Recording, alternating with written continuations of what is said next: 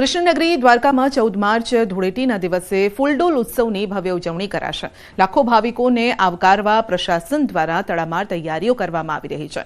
રાજ્યભરમાંથી લોકો પગપાળા દ્વારકા પહોંચી રહ્યા છે અને ત્યારે યાત્રિકોને કોઈ અગવડ ન પડે અને સરળતાથી દર્શન થઈ શકે તે માટે વહીવટી તંત્ર સજ્જ થઈ ગયું છે।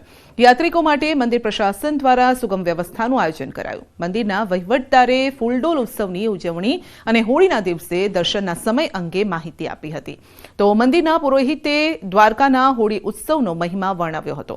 ફૂલડોલ ઉત્સવની ઉજવણી માટે દેશભરમાંથી લાખો ભક્તો દ્વારા પહોંચી રાજાધિરાજ ભગવાન દ્વારકાધીશ સાથે ધૂળેટી રમી આશીર્વાદ પ્રાપ્ત કરશે। એટલે કે કીર્તિસ્તંભથી ક્યુમાં આગળ વધી અને 56 સીડીથી દર્શનાર્થીઓનો પ્રવેશ થશે અને મોક્ષ દ્વારેથી એક્ઝિટ થશે। એટલે વન વે સિસ્ટમમાં દર્શન કરવાનો લાવો સર્વે દર્શનાર્થીઓને મળશે। 14/3/2025ના રોજ પૂનમના રોજ ફૂલડોલોત્સવની ઉજવણી થનાર છે।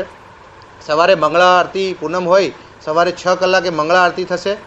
1 વાગ્યા સુધી રાબેતા મુજબ દર્શનનો ક્રમ રહેશે।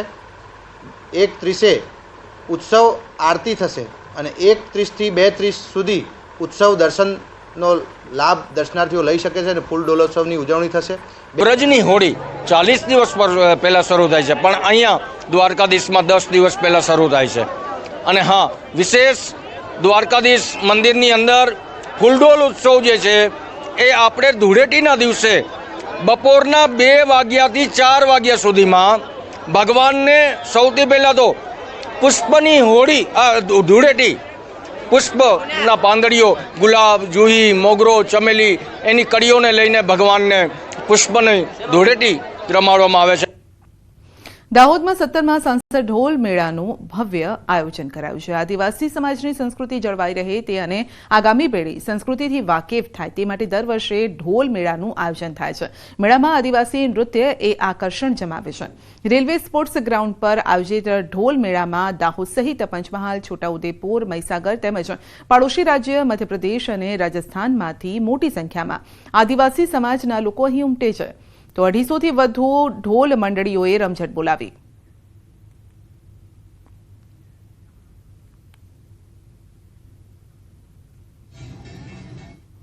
વાત કરીશું છોટાઉદેપુરની, તો છોટાઉદેપુરમાં હચમચાવી નાખે તેવો બનાવ બન્યો છે।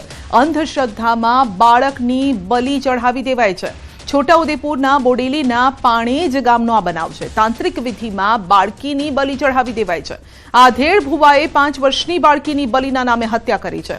આધેડ ભુવા લાલુ હિંમત તડવીએ તમામ હદો પાર કરી નાખી। બાળકીને ઘરમાં લઈ જઈ વિધિ કરી અને કુહાડીથી ગળું કાપી નાખ્યું।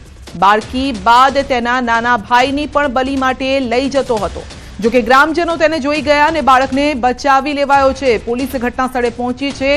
ગામ લોકો પણ અજાણ હતા।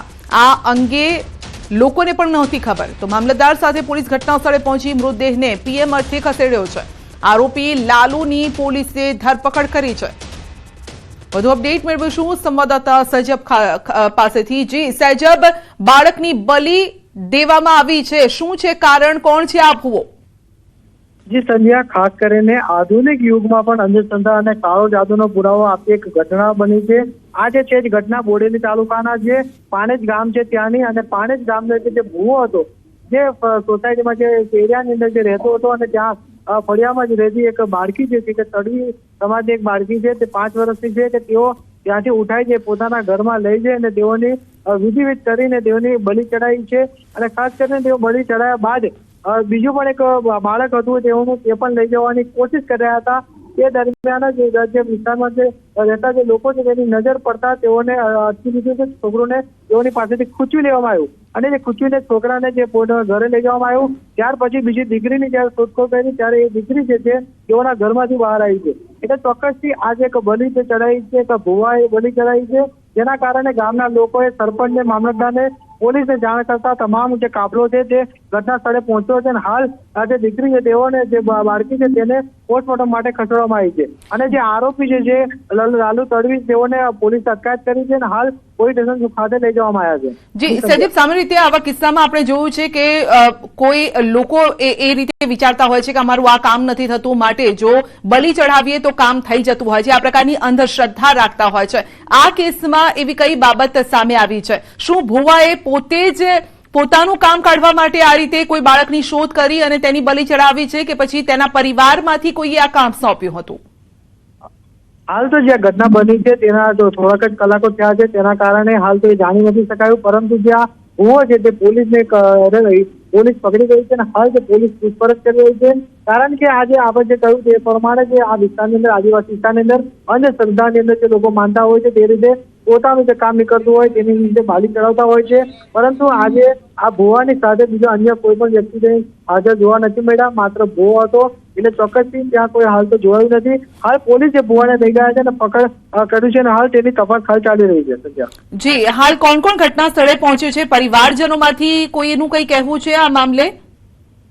પરિવારજનો પણ એક જ ફક્ત માંગ કરે છે કે આ જે ભુવો છે આજે કેટલાક સમયથી વર્ષોથી ત્યાં એકલો રહેતો હતો, તેઓને પરિવાર પણ છે, તેઓની જે વાઇફ પણ છે અને બીજા બાલ બચ્ચા પણ છે, પરંતુ તેઓને એકલા છોડીને તેઓ પણ બહાર ધંધા કરતા નીકળી ગયા હતા। જી, આપનો આભાર અમારી સાથે જોડાવા બદલ।